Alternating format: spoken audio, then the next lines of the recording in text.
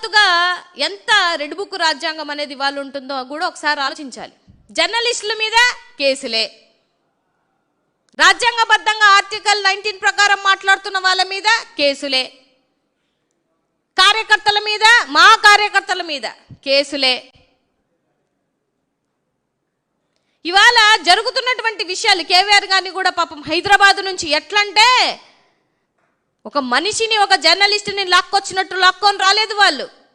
వాళ్ళ భార్యని, సతీమణిని కూడా చెయ్యి పట్టి లాగుతున్న తీరు చూస్తే అసలు మనం ఆంధ్ర రాష్ట్రంలో ఉన్నామా, బీహార్లో ఉన్నామా అన్నటువంటి పరిస్థితులు ఉన్నాయి. అరే మిమ్మల్ని ఎవ్వరు క్వశ్చన్ చేయొద్దు, మమ్మల్ని ఎవ్వరు మాట్లాడొద్దు, మమ్మల్ని ఎవ్వరు ప్రశ్నించొద్దు అని అంటే ఎట్లా మీరు అనుకుంటున్నారు ఏంటి అనేది నాకు అర్థమవున్నటువంటి విషయం. మీ రెడ్ బుక్ రాజ్యాంగంలో లోకేష్ బాబు గారు నాకు 3 పేజీలు అయిపోయినాయి, ఇంకా 30 పేజీలు ఉన్నాయంటే 3 పేజీలు కాదు 300 పేజీలు రాసుకున్నా కూడా ఇక్కడ భయపడే వాళ్ళు ఎవరు లేరు. అనిత గారు, లోకేష్ బాబు గారు, మనం ఏదైతే విద్దుతామో రాబో రోజులలో అదే ఫలిస్తుందన్న విషయాన్ని గుర్తుపెట్టుకోవాలి తమరు. అనిత గారిని, లోకేష్ బాబు గారిని రాబో రోజులలో జగన్మోహన్ రెడ్డి గారి బిడ్డల్ని, జగన్మోహన్ రెడ్డి గారి తల్లిని, అలాగే భార్యని అయినటువంటి భారతమ్మని మాట్లాడినప్పుడు మిమ్మల్ని కూడా ఏదో ఒక రోజు, అంటే మా ప్రభుత్వం వచ్చిన రోజు ఉమెన్ కమిషన్ ముందు నిల్చోబెడతామన్న విషయాన్ని గుర్తుపెట్టుకోండి. మీరు మాత్రం తప్పుడు మాటలు మాట్లాడాలి, మళ్ళీ వచ్చినేమో మమ్మల్ని ప్రశ్నించండి, కానీ రాజ్యాంగబద్ధంగా ప్రశ్నించండి. మరి గతంలో మనం చెప్పులు చూపించిన రోజు, గతంలో వేలు తీసేస్తాం, కాళ్ళు తీసేస్తాం, తాట తీస్తాం, తోలు తీస్తాం, తొక్క తీసేస్తాం, నార తీస్తాం, ఇన్ని మాటలు మాట్లాడిన రోజు మరి అవన్నీ రాజ్యాంగబద్ధంగా మాట్లాడినటువంటి మాటలేనా మరి? సో మనము ఒకరికి నీతులు చెప్పడం కాదు, మనం కూడా పాటించాలి. మీ విషయాల్లో కూటమి ప్రభుత్వంలో ఏంటంటే నీతులు చెప్తారు కానీ పాటించరు. ఇప్పుడు ఈ ఆంధ్ర రాష్ట్రంలో దగ్గరగా 20 మంది దళితుల్ని చంపేశారు. తెలుసా? పోనీ నీకు ఆ లిస్ట్ ఉందా? అసలు నాకు తెలియక అడుగుతాను అనితక్క, అసలు రివ్యూ మీటింగ్లు పెడతావా? నువ్వు పెట్టవులే.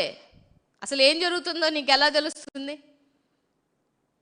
రీసెంట్గా జరిగినటువంటి మందా సల్మాన్ కానీ, అదేవిధంగా క్రాంతి కానీ, అదేవిధంగా కర్నూల్లో మాలగంగమ్మ, జస్ట్ ఎగ్జాంపుల్గా నీకు 3 కేసులు, నాకు మనం ముందు ఈ 2-3 మంత్స్ జరిగినటువంటి కేసులు చెప్తున్నాను. నాకు తెలిసి ఈ కేసులు కూడా ఆవిడికి తెలియదు. ఎవరైనా ఉంటే మీడియా వాళ్ళు వెళ్ళి ఆవిడని అడగండి, హూ ఇజ్ ఇట్ అంటది. అంటే అంత నిర్లక్ష్యం. అసలు నీ శాఖలో ఏం జరుగుతుందో కూడా నీకు తెలియట్లా. అన్నీ మాట్లాడతావు, ఏది నీకు సంబంధించలేనటువంటి శాఖల కోసం, అన్ని శాఖల కోసం నువ్వే మాట్లాడుతున్నావు వచ్చి, కానీ నీ శాఖ కోసం మాత్రం ఎప్పుడూ మాట్లాడవు. కానీ మా జగన్మోహన్ రెడ్డి గారి కోసం తిట్టడానికి మాత్రం ఓపిక తెచ్చుకొని మరీ మాట్లాడతావు. చెప్తున్నాను అనిత గారు, జగన్మోహన్ రెడ్డి గారిని కానీ వాళ్ళ కుటుంబంలో ఉన్న వాళ్ళని కానీ అర్రే ఒర్రే తరే అని నోటికొచ్చినట్టు మాట్లాడితే మాత్రం ఊరుకునే ప్రసక్తి లేదు. అనవసరంగా ఎందుకు నేను మాట్లాడాను అని ఒక రోజు తలుచుకునే రోజు నీకు డెఫినెట్గా వస్తుంది రాబో రోజులలో. మర్యాద అనేది ఇచ్చి పుచ్చుకోవాలా. Give respect and take respect అంటారు పెద్దలు. 1 వేలు ఇటు చూపిస్తే 4 వేలు మనకు చూపిస్తాయని మీకు అర్థం కావాలా. అధికారం ఉంది కదా, నాకు నచ్చినట్టు మాట్లాడతాను, అన్ని ఇష్టం వచ్చినట్టు మాట్లాడాక దళిత కార్డు వాడుకుంటాను అని అంటే చెల్లేదేం లేదు. చట్టానికి ఎవరు చుట్టాలు కాదు, అందరూ చట్టం ముందు నిల్చోవాల్సిందే ఏదో ఒక రోజు.